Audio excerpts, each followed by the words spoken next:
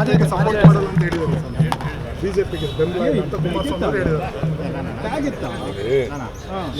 It is A political decision ಅವ್ರ ಪಾರ್ಟಿಯವ್ರದ್ದು.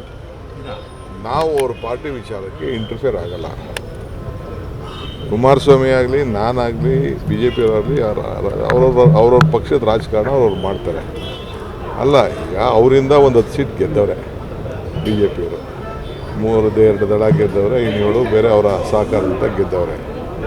ಅವ್ರ existence ಮೈಸೂರಲ್ಲಿ ಅವ್ರ ಜನ, ಮಂಡ್ಯದಲ್ಲಿ ಅವ್ರ ಜನ, ಬೆಂಗಳೂರು ಊರಲ್ಲಿ ಅವ್ರ ಜನ. ಇಲ್ಲಿ ಬಿ ಜೆ ಪಿಯವರು ತಮಟೆ ಹೊಡ್ಕೊಂಡು ನಾವು ಲೀಡರ್ಶಿಪ್ ತೊಗೊಂಡು ಹೋಗೋದ್ರೆ, ಇನ್ನು ಅವ್ರು ಮರ್ಜ್ ಮಾಡ್ಕೊಳ್ಳೋದಾದರೆ ಓಕೆ ಫೈನ್.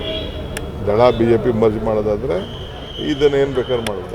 ಅವ್ರ ಎಕ್ಸಿಸ್ಟೆನ್ಸು, ಕುಮಾರಸ್ವಾಮಿ ಅವ್ರ ಎಕ್ಸಿಸ್ಟೆನ್ಸು, ದಳದ ಎಕ್ಸಿಸ್ಟೆನ್ಸು ಉಳಿಸ್ಕೋಬೇಕಲ್ಲ ಅವರು. ನಾನು ಅಂದ್ಕೊಂಡಿರೋದು ಇದು, ರಾಜಕೀಯವಾಗಿ ಅವ್ರ ಎಕ್ಸಿಸ್ಟೆನ್ಸ್ ಉಳಿಸ್ಕೊಳ್ಳೇಬೇಕಲ್ಲ. ಅದಕ್ಕೇನೋ ನಡೀತಾ ಇದೆ, ಅವ್ರು ಏನು ಬೇಕಾದ್ರೂ ಮಾಡ್ಕೊಳ್ಳಿ. ಈಗ ಪೆನ್ ಡ್ರೈವ್ ವಿಚಾರದಲ್ಲಿ ತಮ್ಮ ಮೇಲೆ ಆರೋಪ ಮಾಡ್ತಿದ್ರು.